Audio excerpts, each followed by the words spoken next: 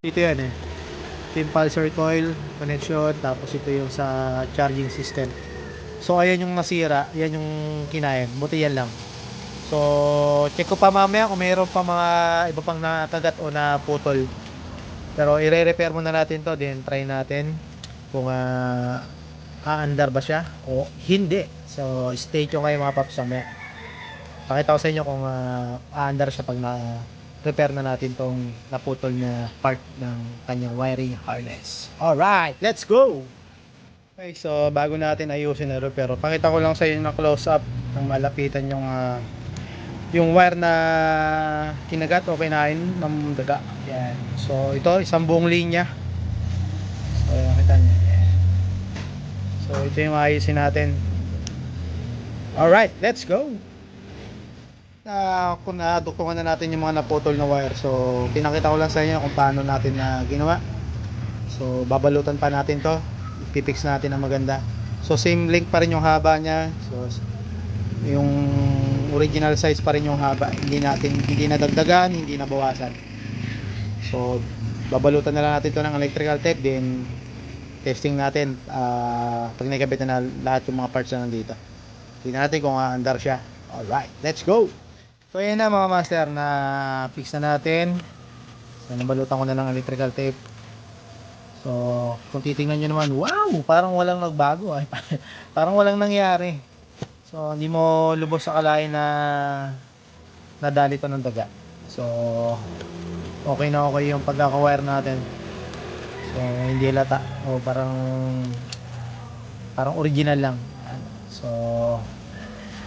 kabit lang natin yung fuel tank, yung ibang pyesa, yung injector dito, yung battery, then check natin kung aandar na to. So let's go! So yan mga master, na-break na natin yung tangke, yung injector na kabit ko na rin. So dito ko yung battery muna nilagay ko, di ko muna nilagay yung U-box. At kasi na-stock ng matagal to. Gagawin natin muna mamaya, lilinis natin throttle body. So pandarin muna natin to kung magi-start na siya. So yung voltage ito na baba nito 11.2. So i-scan muna natin para makita natin kung may problema pa ang iba. Okay, nasa parameters na. So start natin kung andar. Up, ayaw. Nakita niyo ang baba. Bumaba ng 7. So gamit tayo ng sipa. Try natin. So sipain natin kung andar to. Hop. Alright. So yun na.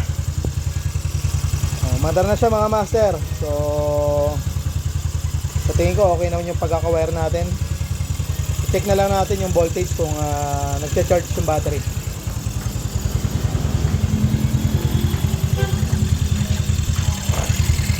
Okay, so check natin. So yung RPM yung mababa yung RPM. So mamaya tuning na lang natin to pagka tapos linisin. So throttle body walang problema, 1.5 baba.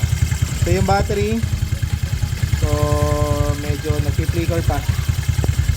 So naglalaro sa 13 point na 12.9, 13. So kasi lobat pa yung battery kanina. So paandarin lang natin muna to ng medyo matagal para magkarga. So makikita nyo naman yung dito, ayan, so tumataas na paunti-unti. So kanina mababa yung voltage, nasa 10, nag-drop ng 7. So ngayon tumataas na siya paunti-unti, 13.1, 13.2. So ibig sabihin nun, okay, patayin ko muna, explain ko lang. So ibig sabihin